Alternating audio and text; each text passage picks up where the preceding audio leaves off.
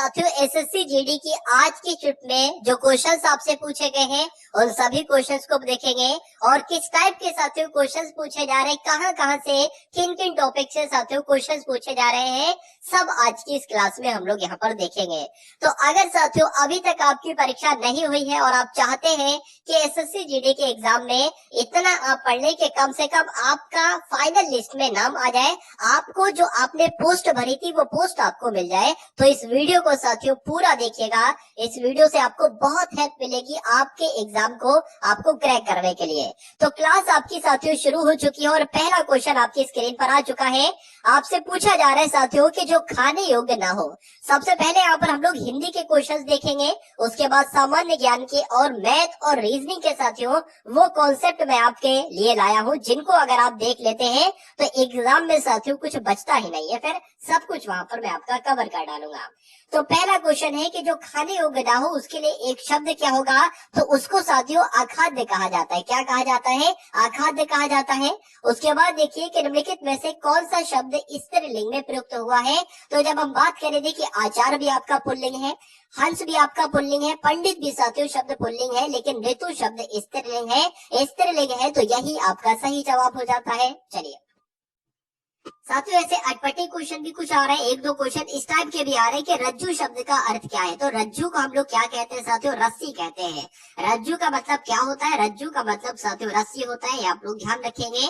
उसके बाद देखिए कि निम्नलिखित में से शुद्ध वर्तनी वाला शब्द इसमें से कौन सा है। देखिए आपने हजारों बार साथियों विशेष लिखा होगा और विशेष पढ़ा होगा, तो विशेष कैसे साथियों लिखते हो, कैसे लिखा होता है, तो जैसे आपका ऑप्शन नंबर ए में लिखा हुआ ऐसे साथियों आप लिखते हो। उसके बाद देखिए जो एक स्थान पर टिककर नहीं रहता उसके लिए एक शब्द अगर आपसे पूछा जाए तो आप साथियों क्या बताओगे, बताइए। यानी कि एक ऐसा बंदा जो कभी यहाँ पर घूम रहा है, उसी पर अगर बात करें दूसरे टाइम साथियों कहीं और घूम रहा है, फिर कहीं और घूम रहा है, मतलब हर समय घूमने वाला, यानी कि जो एक स्थान पर साथियों टिककर नहीं रहता है उसको क्या कहा जाता है? उसको यायावर कहा जाता है। क्या कहा जाता है? यायावर कहा जाता है। इसलिए राइट आंसर आपका सी के साथ जाएगा।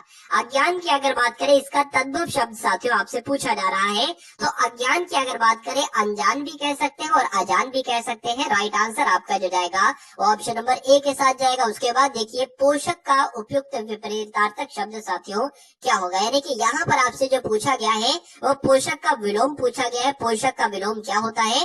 पोषक का विलोम साथियों शोषक होता है। राइट आंसर आपका सी के साथ जाएगा। दीर्घायु का विलोम अगर आपसे पूछ लिया जाए तो बताने की कोशिश करेंगे क्या इस क्वेश्चन का सही जवाब होगा। तो दीर्घायु का विलोम साथियों अल्प आयु होता है। देखिए दीर्घ का विलोम होता है अल्प और आयु लगा है तो साथ में आयु भी लगा दीजिए। उसके बाद देखिए कि तनु और तनु दो शब्द यहाँ पर है, बस फर्क साथियों इतना है, मात्राओं का फर्क है। पहले वाले में छोटे ऊ की मात्रा लगी है और बाद वाले में साथियों बड़े ऊ की मात्रा लगी है। तो इसकी अगर बात करें साथियों छोटे ऊ वाले की, यानी कि इस तनु का मतलब जो होता है वो पतला होता है और इस तनु का मतलब क्या होता है साथियों? शरीर होता है। तो राइट आंसर आपका जो जाएगा वो ऑप्शन नंबर सी के साथ जाएगा। चलिए अब उसके बाद देखिए कि हस स्वर का उदाहरण इसमें से कौन सा है। देखिए आपने बचपन में साथियों स्वर भी पढ़े होंगे, व्यंजन भी पढ़े होंगे, लेकिन ये हस स्वर क्या होते हैं जिसमें भी साथियों छोटे आ की मात्रा लग रही है, यानी कि छोटे आ की मात्रा लग रही है, छोटी ई की मात्रा, छोटे ऊ की मात्रा, वही आपके साथियों हस स्वर होते हैं। अगर दीर्घ स्वर की बात करें तो बड़ा आ हो जाएगा, बड़ी ई हो जाएगा, बड़ा ऊ हो जाएगा, ये आपको ध्यान रखना है। अगर बात करें हस स्वर को साथियों अल्प स्वर भी कहा जाता है और अल्प स्वरों की संख्या 4 होती है और हस स्वरों की भी संख्या 4 होती है, छोटा आ, छोटी ई, छोटा ऊ और ऋण। उसके बाद देखिए अगले नंबर का क्वेश्चन आपके स्क्रीन पर है, ढीठ शब्द का तत्सम क्या होता है। देखिए ढीठ शब्द आपने बहुत सुना होगा, ये बहुत ढीठ लड़का है, बहुत ढीठ बच्चा है। तो ढीठ तो साथियों एक तद्भव शब्द है, इसका तत्सम शब्द क्या होगा? इसको तत्सम में साथियों हम लोग धृष्ट कहेंगे। क्या कहेंगे? धृष्ट कहेंगे, ये आप लोग ध्यान रखेंगे। उसके बाद देखिए कि निम्नलिखित में से कौन सा शब्द तत्सम नहीं है, यानी कि कौन सा शब्द साथियों तद्भव है। देखिए अगर बात करें दृग भी आपका तत्सम है, नेत्र भी आपका तत्सम है और नयन भी आपका तत्सम है, लेकिन आंख की अगर बात करें ये साथियों तत्सम नहीं है, ये तद्भव शब्द है। तो आंसर अगर आपका भी ऑप्शन नंबर ए है तो बिल्कुल करेक्ट है। उसके बाद देखिए प्रसारण का विलोम क्या होता है साथियों? प्रसारण का विलोम क्या होता है? ये एग्जाम में साथियों आपके क्वेश्चन आएगा, बहुत इंपॉर्टेंट है। प्रसारण का विलोम होता है आकुंचन। आंसर आपका जाएगा ऑप्शन नंबर सी के साथ। चलिए उसके बाद देखिए साथियों, संज्ञा वैसे तो आपके सिलेबस में नहीं है, लेकिन अगर साथियों क्वेश्चन आ जाए तो उसको एक बार ध्यान कर लीजिए, जातिवाचक संज्ञा इसमें से कौन सी है। तो लड़का एक जाति ही तो है साथियों। अगर लड़का आए, आदमी आए, औरत आए, ठीक है, या बालक आए, बालिका आए, ये सब जातिवाचक संज्ञा है। लेकिन आदमियों में किसी का नाम आ जाए सुरेश महेश, या औरतों में किसी का नाम आ जाए पार्वती या कमला आ जाए करके, तो वो आपका व्यक्तिवाचक संज्ञा होगा। उसके बाद देखिए कि निम्नलिखित में से कौन सा कांच का सही पर्यायवाची शब्द है। तो कांच को साथियों शीशा भी कहा जाता है। आंसर आपका जाएगा ऑप्शन नंबर सी के साथ। उसके बाद देखिए कि निम्नलिखित विकल्पों में से शुद्ध वर्तनी वाले शब्द का आपको साथियों क्या करना है, आपको चयन करना है, यानी कि आपको ये बताना है कि संन्यास कैसे लिखा जाता है। तो बहुत सारे बच्चे साथियों इसको राइट आंसर बताएंगे, बहुत सारे बच्चे इसको राइट आंसर बताएंगे, लेकिन सही जवाब की जब हम बात करते हैं यानी कि सन्यासी कैसे लिखा जाता है, जैसे आपका ऑप्शन नंबर बी में लिखा हुआ है। तो ये क्वेश्चन भी आपके लिए बहुत इंपॉर्टेंट है। अब उसके बाद देखिए अगले नंबर का क्वेश्चन आपकी स्क्रीन पर है। देखिए बचपन और जवानी के बीच की अवस्था को क्या कहा जाता है। देखिए जो बच्चा गर्भ के अंदर होता है वो तो गर्भ अवस्था कहते हैं उस अवस्था को। जो बच्चा सबसे छोटा होता है पैदा होने के बाद साथियों वो शैशव अवस्था कहलाई जाती है। उसके बाद बाल अवस्था आती है, उसके बाद किशोर अवस्था आती है, फिर प्रौढ़ अवस्था आती है। लेकिन यहाँ पर आपसे ये पूछा गया है कि बचपन और जवानी के बीच की अवस्था को क्या कहा जाता है, तो वह संधि अवस्था कहा जाता है। आप लोग ध्यान रखेंगे, राइट आंसर आपका जाएगा ऑप्शन नंबर सी के साथ। उसके बाद देखिए कि साथियों मित्र शब्द का पर्यायवाची इसमें से कौन सा नहीं है, बताइए। तो मित्र को तो हम लोग दोस्त भी कहते हैं, मित्र को हम लोग सहयोगी भी कहते हैं, मित्र को उदार भी कहते हैं, लेकिन मित्र को सूर्य नहीं कहते हैं। तो ये मित्र का पर्यायवाची नहीं होगा। आंसर आपका जाएगा ए के साथ। उसके बाद देखिए साथियों अगले नंबर का क्वेश्चन आपके स्क्रीन पर है कि निम्नलिखित में से सही वर्तनी शुद्ध वर्तनी का आपको चयन करना है, बताइए। देखिए पूजनीय नहीं होता है, पूजनीय होता है, ये गलत हो जाएगी। उज्जवल मैं आपको कई बार बता चुका हूँ कि उज्जवल शब्द में 2 बार जा आएगा और दोनों बार आधा आधा जाएगा। यहाँ पर ज्योत्सना भी बिल्कुल सही नहीं लिखा हुआ है। अगर बात करें पारिपार्श्विक साथियों यहाँ पर बिल्कुल सही लिखा हुआ है। तो किसकी वर्तनी बिल्कुल सही होगी, ऑप्शन नंबर सी वाले की वर्तनी बिल्कुल सही होगी। और जिनका आंसर यहाँ पर सी था तो बिल्कुल करेक्ट था। उसके बाद देखिए हर्ष का विलोम साथियों आपसे पूछा जा रहा है क्या होता है। तो हर्ष का विलोम क्या होता है, हर्ष का विलोम तो साथियों विषाद होता है। तो इस प्रकार आंसर आपका जो जाएगा वो ऑप्शन नंबर ए के साथ जाएगा। हॉर्नबिल त्योहार एक प्रसिद्ध आदिवासी त्योहार है। ये भारत के इनमें से किस पूर्वोत्तर राज्य में मनाया जाता है। तो साथियों सामान्य ज्ञान के अब आपके सामने क्वेश्चंस आ चुके हैं और जिस टाइप के क्वेश्चंस आपसे पूछे जा रहे हैं ठीक उस टाइप के यहाँ पर क्वेश्चंस आपके सामने आए हैं। देखिए अगर बात करें साथियों ये नागालैंड की जब हम बात करते हैं तो हॉर्नबिल त्योहार साथियों नागालैंड में मनाया जाता है। आंसर आपका जाएगा सी के साथ। उसके बाद देखिए संगाई महोत्सव साथियों ये पूर्वोत्तर भारत के किस राज्य में आयोजित किया जाने वाला एक वार्षिक सांस्कृतिक उत्सव है। तो संगाई महोत्सव कहाँ पर मनाया जाता है, ये तो मणिपुर में मनाया जाता है, इसलिए आंसर आपका जाएगा ऑप्शन नंबर बी के साथ। उसके बाद देखिए नौटंकी किस राज्य का एक लोक नृत्य है, बताइए। तो नौटंकी साथियों कहाँ पर किया जाता है, उत्तर प्रदेश में साथियों ये लोक नृत्य है नौटंकी नाम का, ये किया जाता है, ये आप लोग ध्यान रखेंगे। उसके अलावा अगर बात करें बिहू साथियों कहाँ पर किया जाता है, बिहू नृत्य असम में किया जाता है। यक्षगान कहाँ पर किया जाता है, तो ये कर्नाटक में किया जाता है। और अगर बात करें साथियों लावड़ी नृत्य कहाँ पर किया जाता है, तो ये महाराष्ट्र में किया जाता है। उसके अलावा मोहिनी अट्टम है, कथकली है, ये कहाँ का नृत्य है, ये केरल का नृत्य है, आप लोग ध्यान रखेंगे। और आंध्र प्रदेश का साथियों क्या है, तो कचिपुड़ी आंध्र प्रदेश का है।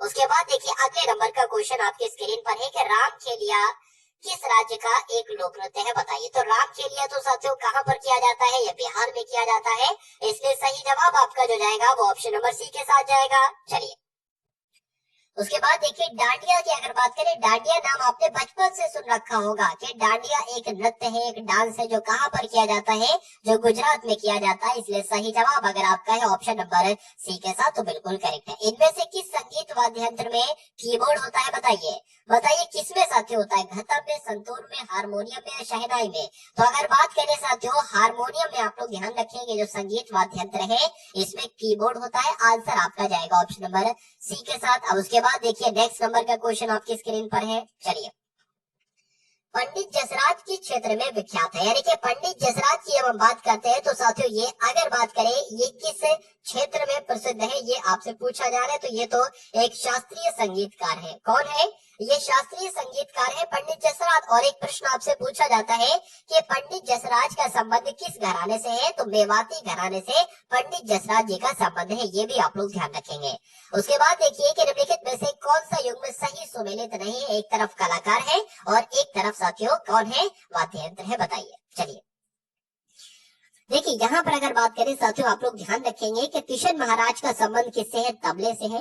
अमजद अली खान का संबंध किससे है? सरोद से, ये सरोद वादक है। रविशंकर की अगर बात करें तो सितार वादक है। लेकिन पंडित शिव कुमार शर्मा की जब हम बात करते हैं तो शिव कुमार शर्मा ये संतूर वादक है या पखावज वादक साथियों नहीं है। तो नहीं है तो इसलिए राइट आंसर आपका जो जाएगा वो ऑप्शन नंबर ए के साथ जाएगा। उसके बाद देखिए कि निम्नलिखित में से किस प्रधानमंत्री को भारत रत्न पुरस्कार दिया गया था? आपसे पूछा जा रहा है।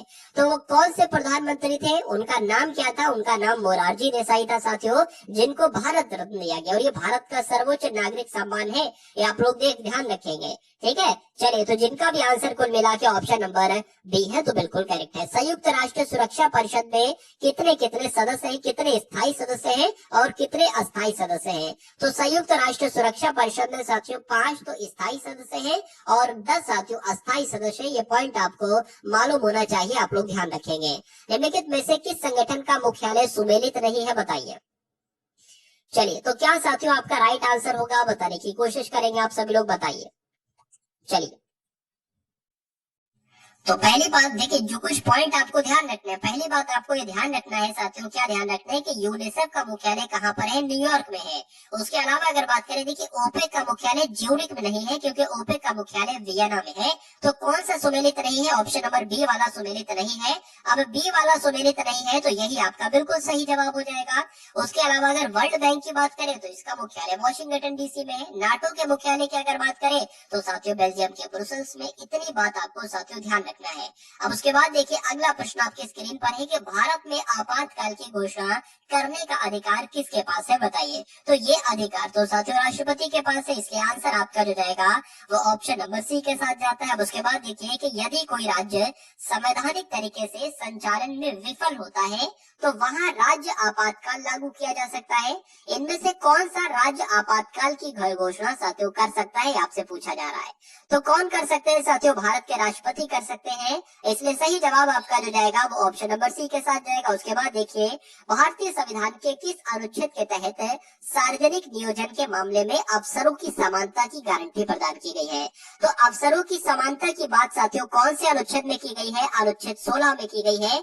आप लोग ध्यान रखेंगे, बहुत इंपॉर्टेंट क्वेश्चन है। उसके बाद देखिए अखिल भारतीय सेवाओं का जनक किसको कहा जाता है? जनक किसको माना जाता है? तो सरदार वल्लभ भाई जी के पटेल की अगर बात करते हैं तो अखिल भारतीय सेवाओं का जनक किनको कहा जाता है? सरदार वल्लभ भाई पटेल को कहा जाता है। आंसर आपका बी के साथ जाएगा।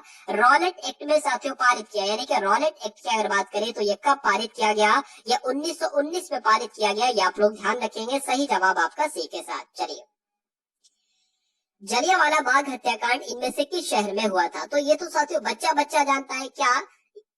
ये तो साथियों बच्चा बच्चा जानता है कि अमृतसर में हुआ था जलियांवाला बाग हत्याकांड। आंसर आपका जाएगा सी के साथ। उसके बाद देखिए भारतीय स्वतंत्रता के दौरान समाचार पत्र यंग इंडिया को किसके द्वारा प्रकाशित किया गया था?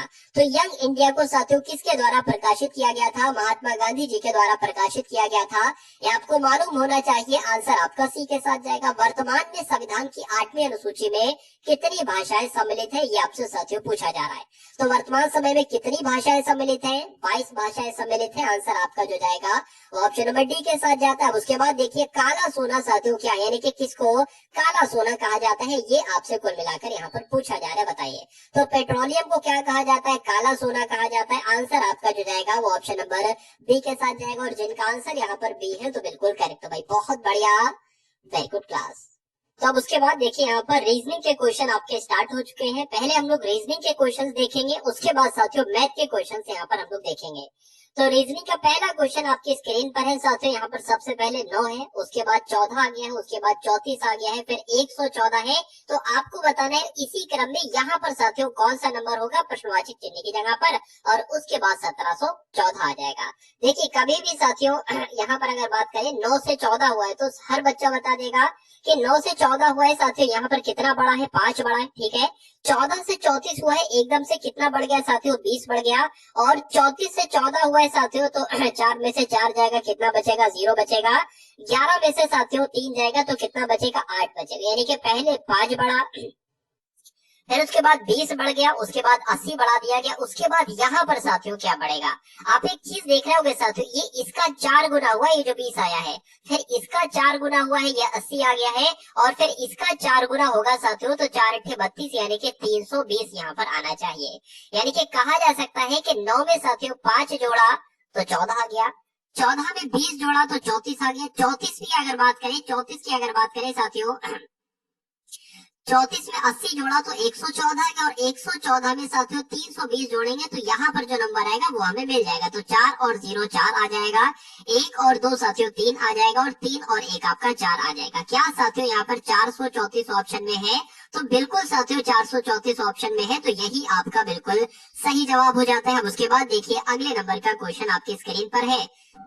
एल एम की माँ, यहाँ पर कहा गया कि एम की माँ कौन है? एल है, तो यहाँ पर साथियों हम कहीं पर एम बना लेते हैं, और एम की माँ कौन है साथियों? एम की माँ एल है। चलिए इतनी बात आपकी समझ में आ गई। उसके बाद कहा गया कि एल की केवल 2 संतानें हैं, मतलब एल जो है एल माँ है। एल कौन है साथियों? एल माँ है किसकी? एम की है। और कहा गया है कि एल की 2 संतानें हैं, तो एक संतान तो ये हो गई और एक संतान साथियों ये हो गई। अभी पता नहीं है कौन है, कौन सा लेटर यहाँ पर आएगा, लेकिन हमने 2 संतानें का है तो 2 संतानें हो गई।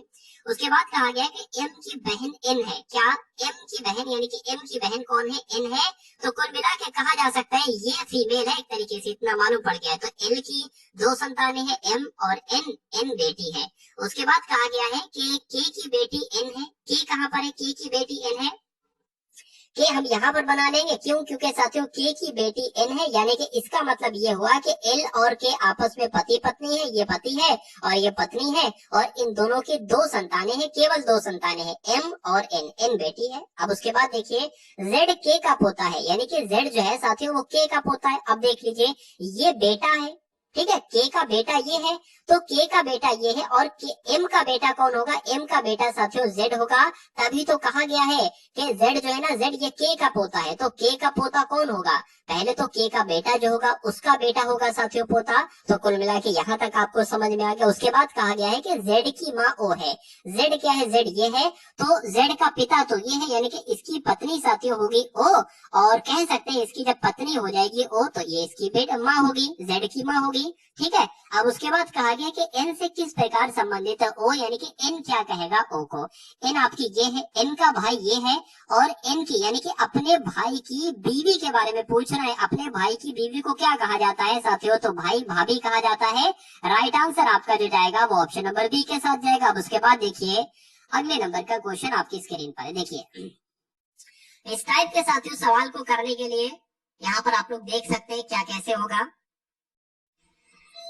तो यहाँ पर अगर बात करें साथियों, सबसे पहले क्या आप करेंगे कि सबसे पहले लेटर काउंट कर लेंगे, कितने लेटर हैं यहाँ पर? 1 2 3 4 5 6 7 8 9 10 11 12 13 14 15 16 17 18, तो कुल मिला के साथियों 18 लेटर हैं। अब अगर बात करें या तो 3 का पेयर बनेगा या साथियों 6 का पेयर बनेगा, तो 3 का पेयर एक बार बनाकर देख लीजिए। 1 2 3, यानी कि 3 हो गए, 1 2 3 3 हो गए। अब देखिए शुरू में पीई आ रहा है, यहाँ तो पीई बन जाएगा, लेकिन यहाँ पर ई है नहीं है, तो ये साथियों आपका तरीका नहीं सही है। तो मैं कह सकता हूँ 6 का पेयर बनाकर देख लेते हैं, 6 के जोड़े 1 2 3 4 5 6, 6 आपका ये हो गया। 1 2 3 4 5 6, 6 आपका ये हो गया। 1 2 3 4 5 6 ये हो गया। अब आप देखिए अंत में पी एल ई आ रहा है, यहाँ पर एल ई तो है लेकिन पी नहीं है, तो पी हमने यहाँ पर बना दिया। उसके बाद अगर बात करें बीच में क्या आ रहा है? ओपी आ रहा है, तो ओ तो यहाँ पर नहीं है लेकिन पी है, तो ओ बना दिया। अब देखिए पूरा हमें मिल गया पीई ओपी एल ई, तो पी है यहाँ पर, ई बना दो साथियों, ई बना दिया। अब यहाँ पर ओ बन जाएगा, और यहाँ पर भी साथियों क्या बन जाएगा? पी बन जाएगा, ई बन जाएगा, और यहाँ पर क्या बन जाएगा? यहाँ पर आपका एल और ई बन जाएगा। अब जो आपने अपने पेन से लिखा है ना, उसको साथियों साइड में लिख लीजिए। आपने क्या क्या लिखा है? ओ लिखा है, पी लिखा है, उसके बाद ई लिखा है, ओ लिखा है, फिर पी लिखा है, फिर ई लिखा है, फिर एल लिखा है, फिर ई लिखा है। आप देख लीजिए ये कौन से ऑप्शन में लिखा हुआ है। क्या लिखा हुआ है? O P E O P, O P E O P और पी ई एल ई। तो ये तो साथियों ऑप्शन नंबर बी में आपको नजर आ रहा होगा, तो यही आपका बिल्कुल सही जवाब हो जाएगा। तो आपको साथियों इसी टाइप से करना है, और कोई अगर कोई मेथड आपको बताता है वो आपको साथियों फॉलो नहीं करना है। ये मेथड सबसे बढ़िया और सबसे जल्दी यहाँ पर आप लोग बता सकते हैं। देखिए यहाँ पर अगर बात करें इस सवाल के, अगर जवाब की बात करें तो ये कैसे होगा ये भी मैं आपको बता रहा हूँ। एक कागज का टुकड़ा है। ये क्या हो जाएगा साथियों, ये एक कागज का टुकड़ा है और इस कागज के टुकड़े को यहाँ पर से मोड़ा जाता है, यानी कि ये वाली साइड इसके ऊपर ला दी जाती है। उसके बाद आपके पास ऐसा कागज आ जाता है। अब उसके बाद साथियों इसको यहाँ से मोड़ा जाता है और ये वाली साइड यहाँ पर ला दी जाती है। अब ये आपके पास ऐसी वाली आकृति आ जाती है, ठीक है। तो अब फिर से कागज को यहाँ से मोड़ा जाता है और ये वाली साइड यहाँ पर ला दी जाती है। तो अब आपके सामने ये वाली आकृति आ गई होगी। अब एक तो यहाँ पर ये छेद कर दिया ऐसा और एक यहाँ पर होल कर दिया ऐसा। तो जब अब इस पूरी आकृति को खोलोगे और इस टाइप की आकृति बनाओगे तो आपको छेद किस टाइप से दिखेंगे, ये आपसे पूछा जा रहा है। देखिए, जब यहाँ पर एक ये छेद बना दो और जब इसको यहाँ से इस पे रखोगे, ये वाली साइड खोलोगे तो एक छेद ऐसे भी बनेगा, यानी कि इधर भी बनेगा और इधर भी बनेगा।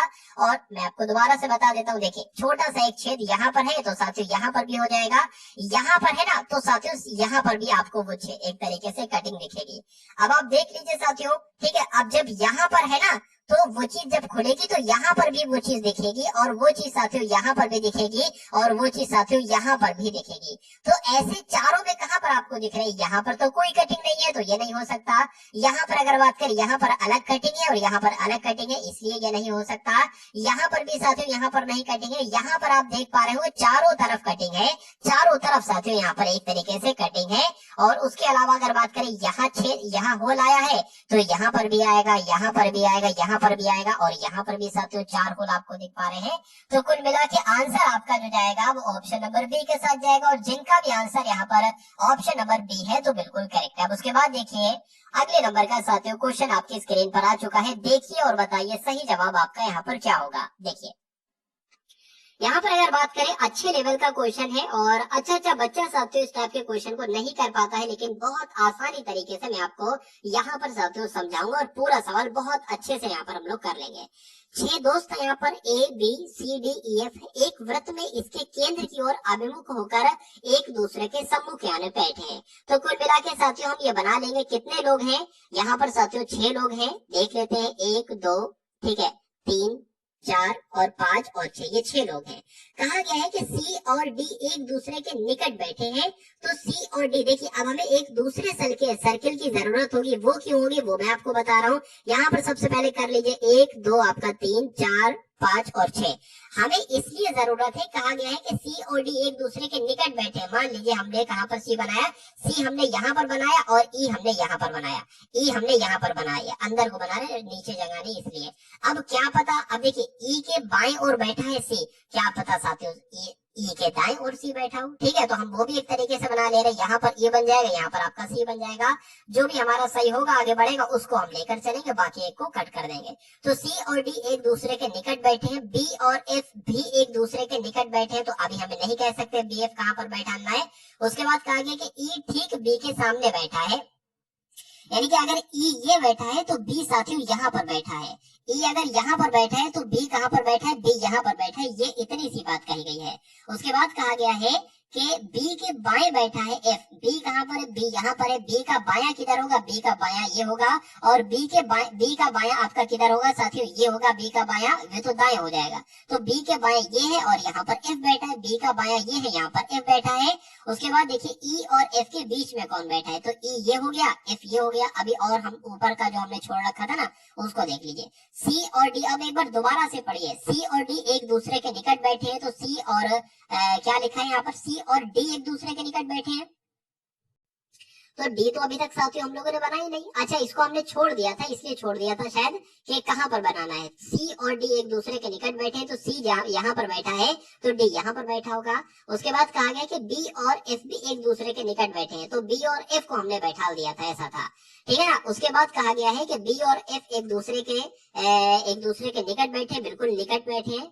ई ठीक बी के सामने बैठा है, ई ठीक बी के सामने बैठा है।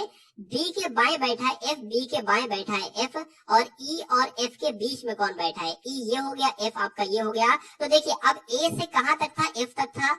ए की अगर बात करें, ए ही यहाँ पर नहीं है, बाकी सब है। ए ये हो जाएगा, बी ये हो गया, सी ये हो गया, डी ये हो गया, ई ये हो गया, एफ हो गया। तो ई और एफ के बीच में कौन बैठा है साथियों, ए बैठा है। तो ए आपका बिल्कुल सही जवाब हो जाएगा। तो ए कौन से ऑप्शन में, ऑप्शन नंबर ए में है, तो यही आपका बिल्कुल सही जवाब है भाई। बहुत बढ़िया, वेरी गुड क्लास। दिए गए समीकरण को सही करने के लिए किन दो संख्याओं यानी कि अंकों को नहीं, संख्याओं को आपस में बदला जाना चाहिए, ये आपसे कुल मिला के यहाँ पर कहा जा रहा है। देखिए और बताइए सही जवाब आपका क्या होगा।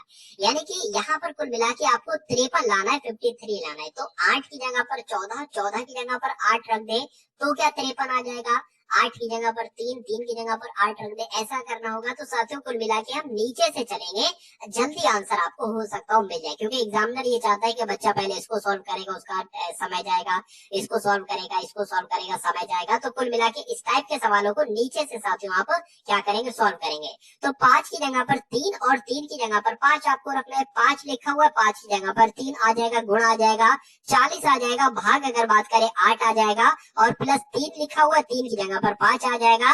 तो साथियों माइनस यहाँ पर 14 आ जाएगा। अब क्या इसको कैलकुलेट करने के बाद यहाँ पर 53 आ सकता है? अगर आ सकता है तो यही आपका सही जवाब हो जाएगा। देखिए 8 एकम 8, 8 पंजे 40 हो जाएगा, 5 3 आपका 15 हो जाएगा, और 5 प्लस साथियों ये आपका 20 हो जाएगा। 20 माइनस 14 कैसे 53 हो सकता है? तो ये साथियों फ्लॉप हो गया, ये आपका ऑप्शन कट जाएगा। अब ऑप्शन नंबर सी को यहाँ पर फॉलो करके देखते हैं तो क्या लिखा हुआ है, 5 की जगह पर 8 और 8 की जगह पर 5 आपको लिखना है। तो यहाँ पर 5 लिखा हुआ है साथियों, 8 लिख दो, गुणा आपका यहाँ पर 40 आ जाएगा, भाग अगर बात करें 8 की जगह पर 5 आ जाएगा, प्लस यहाँ पर क्या लिखा हुआ है, 3 लिखा हुआ है, और माइनस क्या लिखा हुआ है, 14 लिखा हुआ है। इसको कैलकुलेट करने के बाद आपका 53 आना चाहिए। तो देख लेते हैं कि इसको कैलकुलेट करने के बाद 53 आ सकता है। अगर आ जाएगा तो ये आपका आंसर हो जाएगा, नहीं आएगा तो ऑप्शन नंबर बी वाले को चेक करेंगे। तो 5 की अगर 40 से भाग करेंगे तो 8 आ जाएगा, 8 कितना हो जाएगा साथियों, 64 हो जाएगा, प्लस आपका 3 हो जाएगा। तो 64 और 3 आपका कितना हो जाएगा, 65, 66, 67 हो जाएगा। 67 में से साथियों 14 जब माइनस करोगे तो कितना आएगा, 3 और 5 यानी कि कुल मिला के 53 आपका आ जाएगा। तो मैं कह सकता हूँ कि आंसर आपका जो जाएगा वो ऑप्शन नंबर सी के साथ ही जाएगा। यानी कि इसमें 5 की जगह पर 8 और 8 की जगह पर 5 रखा जाए और उनको कैलकुलेट किया जाए तो बराबर क्या आएगा, 53 इधर भी आएगा और उधर तो 53 है ही। उसके बाद देखिए अगले नंबर का क्वेश्चन आपकी स्क्रीन पर है कि कपड़े का संबंध कपास से है, उसी प्रकार जैसे आटे का संबंध किससे है, आपसे पूछा जा रहा है। देखिए अगर बात करें कपास से क्या बनाया जाता है, कपास से कपड़े बनाए जाते हैं, उसी प्रकार साथियों गेहूं से क्या बनाया जाता है, गेहूं से आटा बनाया जाता है। तो यहाँ पर क्या आ जाएगा, गेहूं यहाँ पर आ जाएगा, और आंसर आपका जो जाएगा वो ऑप्शन नंबर ए के साथ जाएगा, गेहूं के साथ। उसके बाद देखिए अगले नंबर का क्वेश्चन आपके स्क्रीन पर है। यहाँ पर आपसे पूछा जा रहा है कि एक विशिष्ट कोट भाषा में REMAIN को कितना लिखा जाता है, 9 2 2 1 4 2 6 1 8 1 3 लिखा जाता है। तो इसी भाषा में MACHINE का कोड क्या होगा, ये आपसे कुल मिलाकर यहाँ पर पूछा जा रहा है, बताइए। देखिए यहाँ पर अगर बात करें हमें इतना पता है कि n जो होता है साथियों वो 14 पर होता है। यहाँ पर क्या लिखा हुआ है, 13 लिखा हुआ है। तो ऐसा तो नहीं साथियों एक घट रहा है। अगर ये i की बात करें तो ये साथियों 9 पर होता है, लेकिन यहाँ पर तो एकदम 9 का दुगना आ गया, 18 आ गया। ठीक है, हाँ, लेकिन इतना मैं कह सकता हूँ कि i का विपरीत होता है r, और r होता है 18 पर। उसी प्रकार n का विपरीत होता है m। ठीक है, तो m यहाँ पर m की वो पोजीशन लिखी हुई है। तो कुल मिला के साथियों कोई दिक्कत नहीं, अब मैं समझ गया यहाँ पर क्या करना है। देखिए r होता है आपका 18 पर। ठीक है, r मतलब कुल मिला के r का विपरीत क्या होता है, r का विपरीत साथियों मैं आपको बता चुका हूँ, ये होता है इस तरीके से। s का विपरीत h होता है और i का विपरीत होता है r। तो i यहाँ पर क्या आ जाएगा, i आ जाएगा, लेकिन हम i नहीं लिखेंगे, i की पोजीशन लिखेंगे, i 9 नंबर पर होता है। उसके बाद ये लिखा हुआ है साथियों e, मैंने आपको बताया था LOVE। v का अपोजिट होता है e और o का अपोजिट होता है l। ठीक है, तो यहाँ पर e का अपोजिट क्या हो जाएगा, एक तरीके से v हो जाएगा। तो यहाँ पर v नहीं लिखेंगे, v की पोजीशन लिखेंगे, v होता है 22 नंबर पर। तो मैं उम्मीद करूंगा साथियों ये बात आपको समझ में आ गई होगी। अब देखिए m का विपरीत होता है n, और n की पोजीशन यहाँ पर 14 होगी। तो देख लीजिए 14 कहाँ पर आपको दिख रहा है, 14 साथियों ऑप्शन नंबर सी में दिख रहा है। बाकी को चेक करने की जरूरत ही नहीं, आंसर पूरा चेक करोगे तो समय आपका जाएगा और आंसर आपका यही हो जाएगा। उसके बाद देखिए साथियों उस वेन आरेख का आपको चयन करना है जो इन वर्गों के मध्य के संबंध का सर्वश्रेष्ठ निरूपण करता है। जैसे कि मनुष्य है, नर है, जीव है। तो आप बताइए कौन सा वेन आरेख साथियों जीव को, नर को और मनुष्य को कवर करेगा। देखिए जीव की अगर बात करें साथियों तो जान इसमें भी है, नर में भी है और मनुष्य में भी है। तो मैं किस टाइप से बना सकता हूँ साथियों, देखिए जो सबसे बढ़िया मुझे लग रहा है ना, मान लेते हैं साथियों ये क्या हो जाएंगे, ये आपके मनुष्य हो जाएंगे। ठीक है, और ये आपके क्या हो जाएंगे, नर हो जाएंगे। ठीक है, क्योंकि कहा जा सकता है कि साथियों कुछ नर मनुष्य होंगे। ठीक है, अब मनुष्य में तो साथियों लेडीज भी आ जाएंगी, लेकिन कुछ मनुष्य नर होंगे और कुछ नहीं होंगे। तो कुल मिला के इस टाइप का आपको कहाँ दिख रहा है साथियों, ऐसा तो ऑप्शन नंबर बी में दिख रहा है, क्योंकि साथियों कुछ मनुष्य लेडीज होंगे और कुछ मनुष्य आपके नर होंगे। ठीक है, तो आंसर आपका आ गया है ऑप्शन नंबर बी के साथ, तो बिल्कुल करेक्ट है। अब उसके बाद देखिए अगले नंबर का क्वेश्चन आपकी स्क्रीन पर है। यहाँ पर अगर बात करें कि कथन आपके सामने है कि सभी पतंगे वायुयान है, तो क्या कहा गया है साथियों, सभी पतंगे वायुयान हम लोग बना लेते हैं, सभी पतंगे क्या बना लेते हैं, वायुयान। ये आपके साथियों पतंग हो गई। उसके बाद कहा गया है कि सभी वायुयान कागज हैं। ठीक है, सभी पतंगे वायुयान है, यहाँ पर हमने वायुयान बना ली। ठीक है, और सभी वायुयान क्या है, सभी वायुयान आपके कागज हो जाएंगे, सभी वायुयान आपके कागज हो गए। अब निष्कर्ष देखिए साथियों कि सभी पतंगे कागज हैं। बिल्कुल साथियों, सभी पतंगे जो है ना वो कागज ही है, तो ये बिल्कुल सही हो जाएगा। कोई भी कागज वायुयान नहीं है। देखिए कथन आपका पॉजिटिव, कथन आपका पॉजिटिव, तो नेगेटिव आंसर नहीं हो सकता है, तो ये आपका गलत हो जाएगा। तो केवल निष्कर्ष एक निकलता है, ऐसा कहीं पर साथियों लिखा हुआ है कि ऑप्शन में बिल्कुल लिखा हुआ केवल निष्कर्ष एक अनुसरण करता है, ऐसा आपका ऑप्शन नंबर डी में लिखा हुआ है, तो यही आपका बिल्कुल सही जवाब हो जाता है। भाई बहुत बढ़िया, वेरी गुड क्लास। तो अब उसके बाद देखिए साथियों, अब आपके सामने यहाँ पर मैथ के क्वेश्चन से स्टार्ट हो चुके हैं। 10 क्वेश्चन आपने देखे रीजनिंग के, और 10 क्वेश्चन आप टॉप लेवल के देखेंगे साथियों यहाँ पर मैथ के। तो यहाँ पर कुल मिला के 60 क्वेश्चन साथियों हम लोग देख रहे हैं। वैसे 80 क्वेश्चन आते हैं एग्जाम में, 60 क्वेश्चन यहाँ पर आप लोग देखेंगे। 15 लड़के किसी कार्य को 10 दिन में करते हैं। उसके बाद कहा गया है कि 12 लड़कियां उसी काम को 15 दिन में करती हैं। यदि सभी 15 लड़के और 12 लड़कियां एक साथ काम करते हैं तो पूरा काम कितने दिनों में होगा। इस क्वेश्चन की अगर बात करें, जितनी कठिन इसकी लैंग्वेज बना दी गई है, ये उतना ही आसान क्वेश्चन है। आपको क्या मतलब साथियों लड़कों से, कि लड़के 15 हो चाहे लड़कियां कितनी हो, आप तो इतना समझो कि लड़के किसी काम को 10 दिन में करते हैं और लड़कियां उसी काम को 15 दिन में करती हैं। तो अगर बात करें साथियों, बॉयज किसी काम को साथियों 10 दिन में करते हैं और गर्ल्स उसी काम को 15 दिन में करती हैं, तो दोनों मिलकर अगर काम करें तो कितने दिन में कर पाएंगे। ये नंबर आपको सिर्फ दिया है कंफ्यूज करने के लिए, आपको कुछ नहीं करना है। एक ऐसा नंबर ले लेना है जो 10 के पहाड़े में भी हो, जो 15 के पहाड़े में भी हो, तो 10 तिया 30 हो जाएगा, 15 दुना आपके कितने हो जाएंगे, 30 हो जाएंगे। यानी कि कहा जा सकता है कि बी एक दिन में 3 काम करता है, और सॉरी बी नहीं बल्कि लड़के एक दिन में 3 काम करते हैं और लड़कियां एक दिन में 2 काम करती हैं, और टोटल काम कितना है, 30 टोटल काम है।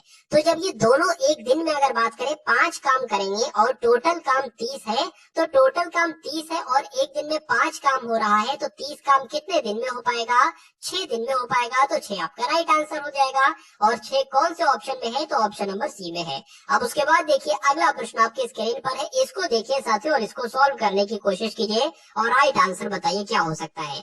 अब उसके बाद देखिए साथियों, 12 माइनस 3 प्लस 4 ऑफ 2 भाग 8 माइनस 8 माइनस 6 रूट 3। अब ब्रैकेट में साथियों आप देख सकते हैं, आप सबसे छोटे वाले सबसे अंदर वाले ब्रैकेट में ये है, तो ये आपका सॉल्व हो जाएगा। 3 एकम 3, 3 दूना आपका तो 6 हो जाएगा। 8 में से 2 जाएगा, कितना बचेगा, 6 बचेगा। यानी कि इस पूरे की जगह पर हम क्या लिख सकते हैं, 6 लिख सकते हैं। उसके बाद माइनस लगा है, माइनस लगा लीजिए। 2 भाग 8 लिखा है तो 2 भाग 8 इस प्रकार से हो जाएगा, और गुणा लगा है तो यहाँ पर 4 इस प्रकार से हो जाएगा।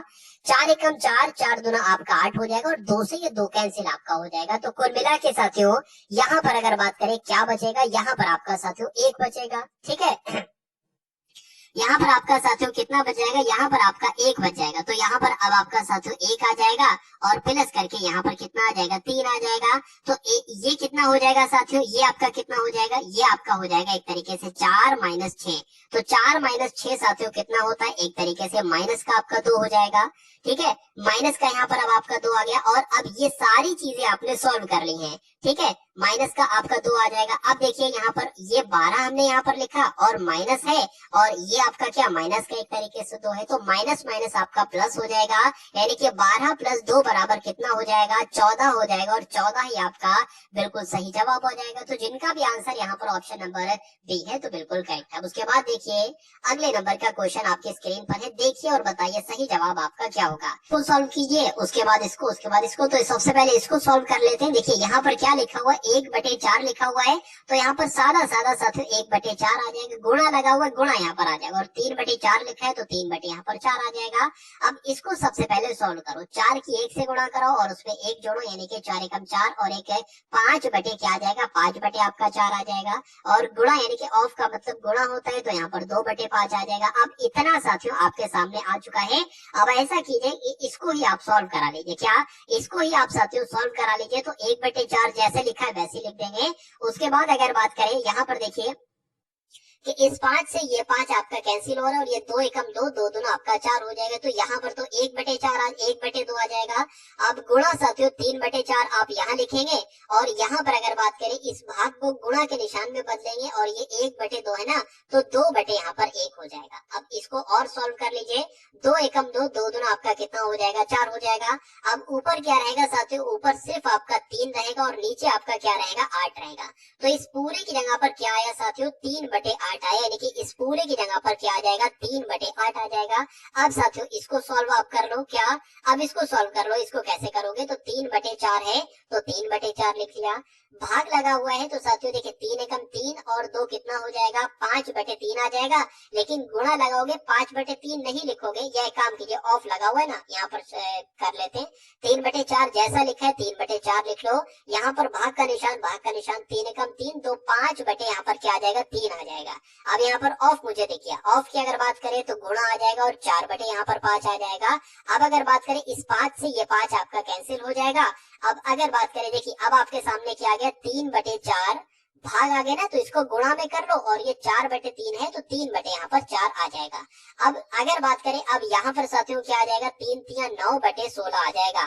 तो अब इसको साथियों क्या निकला, 9/16 निकला, यानी कि इसका क्या निकला है, कि इसका तो आपका क्या निकला, इसका 9 बटे आपका 16 निकला।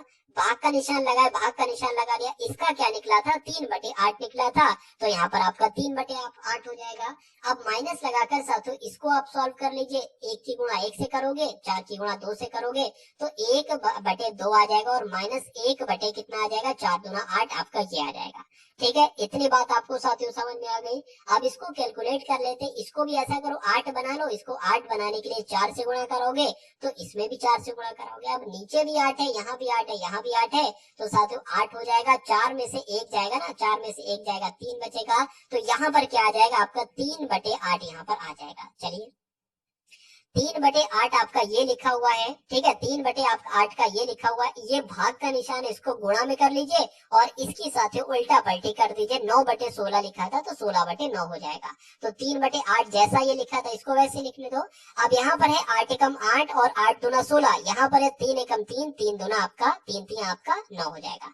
तो अब आपके पास क्या आया, 2/3 आया, -3/8 आया। तो अब ये साथियों आपके सामने आ रहे, इसको एक बार कैलकुलेट करा लीजिए, और आंसर आपका आपके सामने आ जाएगा। 8 दूना आपका 16 हो जाएगा, 3 3 आपका 9 हो जाएगा, 8 3 24 हो जाएगा। चलिए तो 16 में से साथियों 9 जाएगा तो कितना बचेगा, 7/24 बचेगा, और यही आपका बिल्कुल सही जवाब हो जाएगा। और 7/14, 60/24, 7/24 कहाँ पर लिखा हुआ है, तो ऑप्शन नंबर सी में लिखा हुआ है। तो यही आपका बिल्कुल सही जवाब हो जाता है। किसी सेल में इत्र विक्रय मूल्य पर 25% की छूट के साथ उपलब्ध है, यानी कि इत्र को जो बेचा जाता है ना, इसको 25% की छूट पर बेचा जाता है। अगर इसका दाम साथियों 100 रुपए है, तो इसको 25% छूट यानी कि 75% में इसको बेचा जाता है, ये कहा गया है।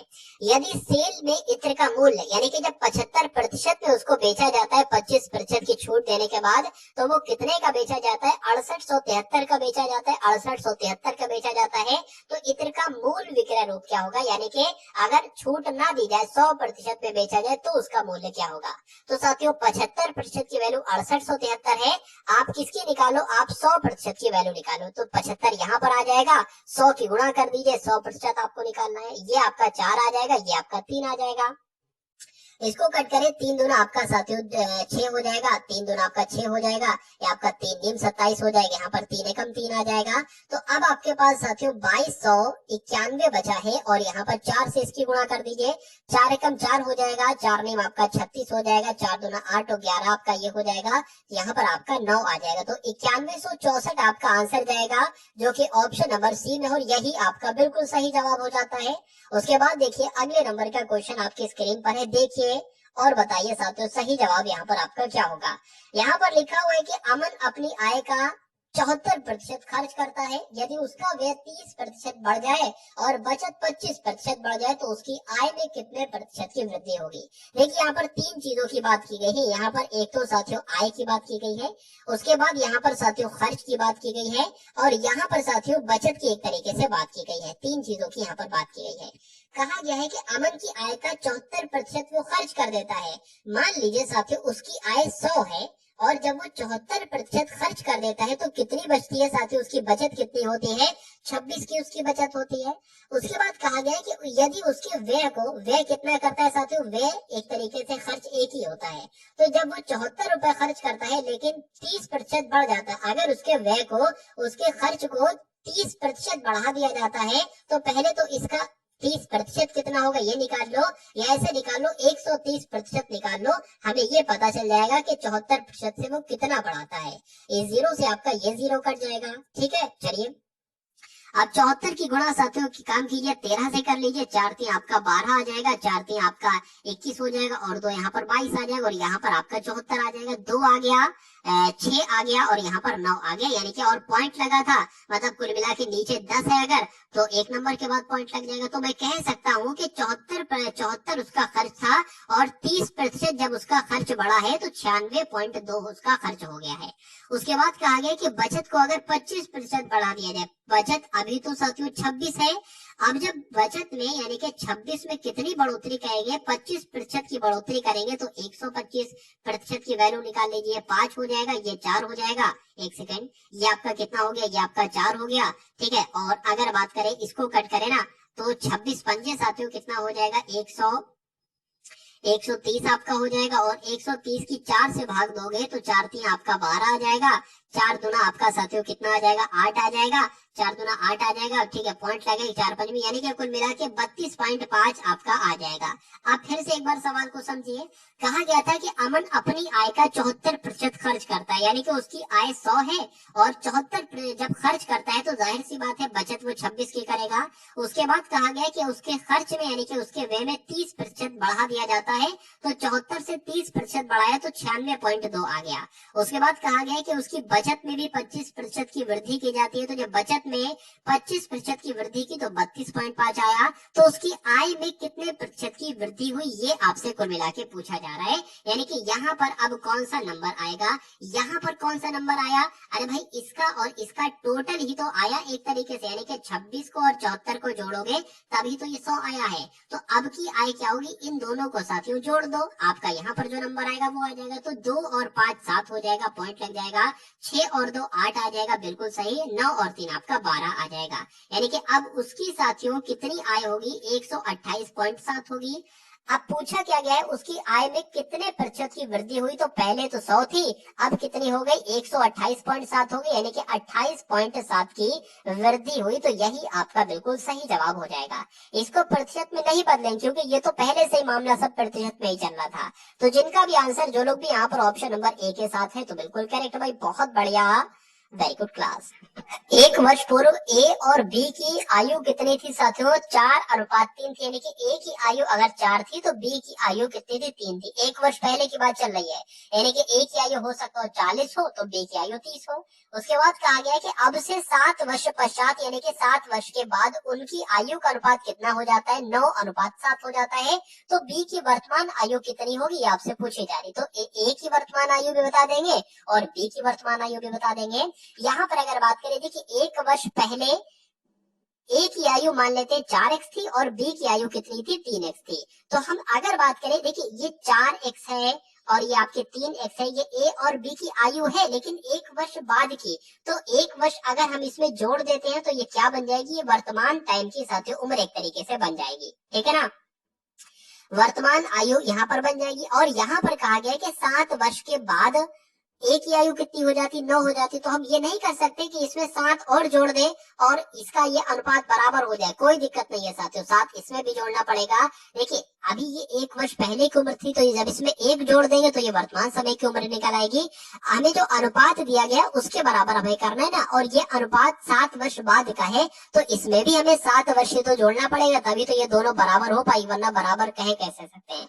तो अब यहाँ पर अगर बात करें, देखिए 4x आपका प्लस 7 और 1 आपका 8 हो जाएगा। उसके बाद अगर बात करें 3x प्लस आपका यहाँ पर 8 हो जाएगा, बराबर यहाँ पर क्या हो जाएगा, 9 बटे यहाँ पर 7 हो जाएगा। अब इसको कैलकुलेट करा लीजिए, 7 की 4 से करोगे साथियों तो कितना निकल कर आएगा आपका 28x आ जाएगा, प्लस 7 अट्ठे कितने हो जाएंगे, 56 हो जाएंगे, 9 थी आपका 27x हो जाएगा, प्लस 9 अट्ठे आपके 72 हो जाएंगे। अब देखिए 28x आपका ये लिखा हुआ है, माइनस का 27x आ जाएगा, प्लस का ये प्लस का है ना, बराबर के इधर आएगा तो ये हो जाएगा, और 72 माइनस कितना हो जाएगा, 56 हो जाएगा। यानी कि x बराबर साथियों आपका क्या निकलेगा, एक तरीके से अगर बात करें तो देख लीजिए, 12 में से 6 जाएगा तो 6 बचेगा, 6 में से 5 जाएगा 1 बचेगा, यानी कि x की वैल्यू अब हमको क्या चल गई, मालूम पड़ गई। चलिए अब यहाँ पर अगर बात करें, देखिए किसकी पूछी गई थी, बी की वर्तमान पूछी गई थी। जब बी की अगर बात करें, ये तो 1 साल पहले की उम्र है, तो 1 साल पहले की उम्र है, इसमें 1 जोड़ दोगे ये आपकी वर्तमान उम्र में पता चल जाएगी। तो 3x की अगर बात करें, यानी कि 16x प्लस 1, ये क्या होगा, ये बी की वर्तमान आयु हो जाएगी।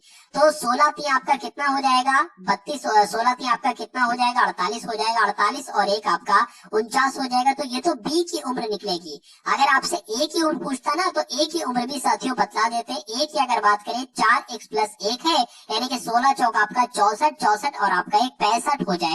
तो कुल मिला के आंसर आपका जो जाएगा वो ऑप्शन नंबर ए यानी कि 49 के साथ जाएगा। उसके बाद देखिए अगला प्रश्न आपकी स्क्रीन पर है, बताइए। यहाँ पर कहा गया है कि 846 में एक गिटार को बेचने पर राखी को 6% की हानि होती है।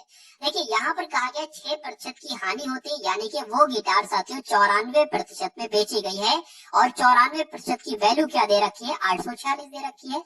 तो अगर 8% का लाभ प्राप्त करना हो तो गिटार को कितने रुपए में बेचा जाना चाहिए, तो मैं कह सकता हूँ साथियों 846 94%, ये 1% की वैल्यू आपकी निकल आएगी। इसको क्या निकालना है, 8% का लाभ चाहिए ना, तो इसको 108% में बेचो। कितने रुपए में बेचो, 108 यहाँ पर कुल मिलाकर आ जाएगा। ठीक है ना, क्या आ जाएगा साथियों, 108 यहाँ पर कुल मिलाकर आ जाएगा। अब इसको कैलकुलेट करा लो और आंसर आपका आपके सामने आ जाएगा। अगर बात करें 2 से यहाँ पर साथियों 54 आ जाएगा, 2 से इसको करेंगे 2 चौक आपका 8, 2 सत्य आपका 14 हो जाएगा। ठीक है, अब अगर यहाँ पर अगर बात करें साथियों, इसको अब ये कैसे कट करें, देखिए ये एक काम ये भी कर सकते हो कि 54 की गुणा 846 से करा लो। तो 54 की गुणा साथियों, 54 की गुणा किससे करा देते हैं, 846 से करा देते हैं। 6 चौक आपका 24 हो जाएगा, 4 चौक 16 और 18 हो जाएगा, 4 टे 32 और 1 साथियों 33 आपका हो जाएगा, 5 छक आपके 30 हो जाएगा, 5 चौक 20 आपका 23 हो जाएगा, 2 लग जाएगा 8 पंच 40 और 2 आपके 42 हो जाएंगे। तो अगर बात करें 4 आ जाएगा,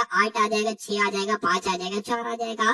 तो अब अगर यहाँ पर बात करें 45,684 की भाग आपको देना है साथियों, किससे देना है, 47 से देना है। देखिए अगर ये 47 होता ना तो इसको डायरेक्ट हम 10 से काट देते, यानी कि यहाँ कहीं पर 10 आ जाता, लेकिन अब अगर बात करें इसको साथियों 9 से काटना होगा। तो जब इसको 9 से काटना होगा तो देख लेते हैं 47 नीम कितने होते हैं, 47 नीम कितने होते हैं साथियों, 7 नीम आपका 63 हो जाएगा, 4 नीम आपका 36 हो जाएगा, 36 और 6 आपका 42 हो जाएगा। तो मैं कह सकता हूँ 423 आपका आ जाएगा, 423 आपका आ जाएगा, यानी कि 47 से कम 47, इसको करेंगे तो 400 आपका 23 आ जाएगा। यहाँ पर अगर बात करें कितना बचेगा, 6 में से 3 जाएगा, ये 84 बचे हैं इधर के, 6 में से 3 जाएगा, यहाँ पर 3 आ जाएगा, और 5 45 में से 42 जाएगा तो साथियों 3 बचेगा। अब 47 की गुणा किससे करें, यहाँ पर देखिए 9 आ गया है, हो सकता है ये वाला ना हो। अब 47 की गुणा किससे करें साथियों के आपका इतने के आसपास आ जाए, तो 47 की गुणा एक बार 7 से करके देखिए, ठीक है ना, 7 से करके देखेंगे तो साथियों 7 सत्ते आपका 49 हो जाएगा, 7 चौक 28 और आपका 32 हो जाएगा। बिल्कुल सही साथियों, ये 329 है ना, 32 है, तो कुल मिला के 7 आपका सही रहेगा। तो 9 और 7 कौन से ऑप्शन में है, तो 9 और 7 आपका ऑप्शन नंबर बी में है, तो यही आपका राइट आंसर हो जाएगा। और अगर आगे बढ़ा के कट करोगे तो 2 बार में भी 1 बार जाएगा, तो आंसर जिनका भी यहाँ पर बी है तो बिल्कुल करेक्ट है। अब उसके बाद देखिए अगले नंबर का साथियों क्वेश्चन आपके स्क्रीन पर है, देखिए और बताइए सही जवाब आपका क्या होगा कि 7%, 12%, 5% की तीन क्रमिक छूट दी गई है, तो उनके समतुल्य एकल छूट साथियों कितनी होगी। कभी भी इस टाइप से क्वेश्चन आ जाए तो आपको कुछ नहीं करना है साथियों, आपको क्या करना है मैं आपको यहाँ पर बता देता हूँ। देखिए 100 माइनस 100, अब यहाँ पर छूटे लिख दीजिए, 100 माइनस 100 तो लिखना है। 7% की छूट दी गई यानी कि उसको कितने में बेचा गया, 93% में बेचा गया, यानी कि 93/100।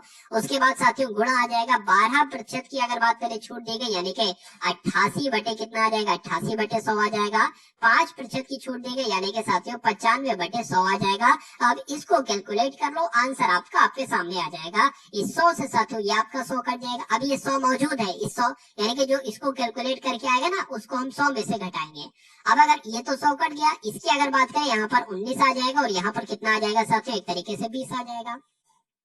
अब अगर इसको कट करें साथियों, ये आपका क्या है, ये आपका 19 है, ध्यान रखना। इसको 2 से कट करें 10 आ जाएगा और ये क्या आ जाएगा, 2 चौक 8, 2 चौक 8 आपका आ जाएगा। ठीक है, अब नीचे आपका क्या है, नीचे आपका साथियों 1000 है, याद रखिएगा नीचे आपका 1000 है और ऊपर आपका क्या है, 93 है, 44 है और साथियों 19 है यहाँ पर। ठीक है, इतनी बात आपको साथियों मालूम हो चुकी होगी। अब एक बार ऐसा कीजिए कि इन सब की एक बार गुणा करा लीजिए, आप इन सब की एक बार गुणा करा लीजिए। गुणा करा लेते हैं तो 44 की 19 से गुणा कराएंगे साथियों, कितना आएगा, 9 चौक आपके 36 हो जाएंगे, 9 चौक आपके 36 और 3 39 हो जाएंगे। यहाँ पर 44 44 आ जाएगा, 6 13 साथियों 8 आ जाएगा। यानी कि अगर बात करते हैं कितना आएगा इन दोनों की गुणा कराने के बाद, 836 आएगा और 836 की गुणा साथियों अब 93 से करा लीजिए। 6 3 18 हो जाएगा, 3 3 9 और एक आपका साथियों कितना हो जाएगा, 3 3 9 और एक आपका 10 हो जाएगा। 8 3 24 और एक साथियों कितना हो जाएगा, 25 हो जाएगा। गुणा लग जाएगा, 9 5 45, 9 छंग आपके 54 हो जाएगा, 5 आ जाएगा, 9 3 27 और 5 आपका 33 आ जाएगा। 9 8 72 और 3 आपका 75 यहाँ पर आ जाएगा। 8 आ जाएगा, 4 आ जाएगा, 8 आ जाएगा, 7 आ जाएगा, 7 आ जाएगा। यानी कि अब इसकी जगह पर क्या आ जाएगा, 77,848 आ जाएगा और नीचे कितना आ जाएगा, 1000 आ जाएगा। अब और इसको साथियों 100 में से भी माइनस करना है, ये वाले में से। अब नीचे 3 0 है तो हम इसको कट कर देंगे और 3 नंबर के बाद पॉइंट लगा देंगे। यानी कि अब अगर बात करें तो 100 माइनस 77.84 आपका यहाँ पर आ जाएगा। तो अब आपको कुछ नहीं करना है कि 100 में से 77.84 को घटाना है और इनको घटाने पर साथियों क्या आएगा, इनकी अगर बात करें ना, देखिए 22 तो आ जाएगा, 22 पॉइंट करके कुछ आएगा। तो 22 ये सिर्फ लिखा हुआ ये नहीं होगा, 22 पॉइंट करके कुछ आएगा ना, तो आंसर आपका जाएगा ऑप्शन नंबर बी के साथ। यानी कि अगर किसी भी चीज पर 7% की, 12% की, 5% की तीन क्रमिक छूट दी जाती है, तो अगर उसको एक छूट माना जाए तो यानी कि 22.252% की छूट दी जाएगी। 60 किलोमीटर प्रति घंटा की चाल से चलती एक 253 मीटर लंबी रेलगाड़ी को एक पुल पार करने में 42 सेकंड समय लगता है। पुल की लंबाई कितनी है मीटर में, ये आपसे कुल मिला के पूछी जा रही है, बताइए। तो देखिए पुल की लंबाई कितनी है ये आपसे कुल मिला के पूछा जा रहा है 60 किलोमीटर प्रति घंटा की चाल से। देखिए सब मीटर में है, तो ये चाल किलोमीटर प्रति घंटा में क्या कर रही है, इसको भी मीटर प्रति सेकंड में बदल लो। तो किसी भी किलोमीटर प्रति घंटा की चाल को मीटर प्रति सेकंड में बदला जाता है तो 5/18 से इसकी साथियों गुणा करा दी जाती है। इसकी अगर बात करें, इसको कट करें, 3 दूना आपका इतना हो जाएगा और ये आपका यहाँ पर 6 आ जाएगा। तो 20 पंजे आपका कितना हो जाएंगे साथियों, 20 पंजे आपका कितना हो जाएंगे, एक तरीके से 100 हो जाएंगे और नीचे आपका 6 आ जाएगा। ये और कट करेंगे तो 50/3 आ जाएगा और ये 50/3 आपका क्या निकलेगा, ये ट्रेन की चाल निकलेगी एक तरीके से साथियों। ठीक है, ट्रेन की चाल कितनी है, ट्रेन की चाल है आपकी, मैं आपको बता देता हूँ, 50/3 है, यानी कि 50/3 मीटर प्रति सेकंड है। अब उसके बाद कहा गया है साथियों, कहा गया है कि 253 मीटर लंबी रेलगाड़ी है, क्या 253 मीटर लंबी रेलगाड़ी है। रेलगाड़ी को एक पुल पार करने में 42 सेकंड का समय लेता है। अब मैं आपको बता देता हूँ, चाल बराबर दूरी बटे समय होता है ना, तो चाल बराबर चाल क्या है, चाल तो 50/3 है, चाल बराबर दूरी। अब यहाँ पर दूरी की अगर बात करें तो दूरी पता क्या होती है, दूरी साथियों एक तो रेलगाड़ी की लंबाई और एक प्लेटफॉर्म की लंबाई यानी कि पुल की लंबाई। तो हमें दूरी की अगर बात करें तो ये तो हमें पता है दूरी बराबर क्या हो जाएगी, रेलगाड़ी की लंबाई प्लस पुल की लंबाई। तो रेलगाड़ी की लंबाई हमें दे रखी है 253 मीटर है, लेकिन पुल की लंबाई नहीं है, तो पुल की लंबाई की अगर बात करें तो p मान लेते हैं इसको। अब उसके बाद क्या आता है, चाल बराबर दूरी बटे समय। समय कितना टोटल लगा, समय साथियों 42 सेकंड लगा, तो 42 हो जाएगा। बराबर के साथियों ये है, इसको कट कर लेते हैं, 3 एकम 3, 3 एकम 3, 3 चौक आपका यहाँ पर 12 हो जाएगा। अब इसकी गुणा साथियों इससे हो जाएगी 5 से, तो 14 पंजे 70, यानी कि 700 बराबर 253 प्लस आपका कितना आ जाएगा साथियों, p आ जाएगा। तो p बराबर अगर बात करें 700 में से 253 को अगर माइनस करते हैं तो 447 बच जाएगा, 447 बच जाएगा, यानी कि 447 मीटर क्या आएगी, ये आपकी पुल की लंबाई आएगी एक तरीके से। तो पुल की लंबाई पूछी गई थी, पुल की लंबाई मैंने आपको बता दी है 447 मीटर। तो आंसर आपका जो जाएगा वो ऑप्शन नंबर सी के साथ जाएगा, और जिनका आंसर यहाँ पर ऑप्शन नंबर सी है तो बिल्कुल करेक्ट भाई, बहुत बढ़िया, वेरी गुड क्लास। तो ये साथियों एसएससी जीडी के लिए बहुत इंपॉर्टेंट क्वेश्चन आपने देखे। और उसके अलावा मैं आपको एक प्लेलिस्ट बता रहा हूँ साथियों, जिसका लिंक आपको डिस्क्रिप्शन में मिलेगा। एग्जाम से पहले पहले उस पूरी प्लेलिस्ट को एकदम खोल कर साथियों पी जाइएगा और अपने एग्जाम को बहुत आसानी से क्रैक कर लीजिएगा। तो इस वीडियो को साथियों एक बार शेयर करेंगे, प्यारे से कमेंट के माध्यम से बताएंगे कि ये क्लास आपको कैसी लगी। मिलते हैं हम सभी लोग आने वाली वीडियो में। जय हिंद साथियों।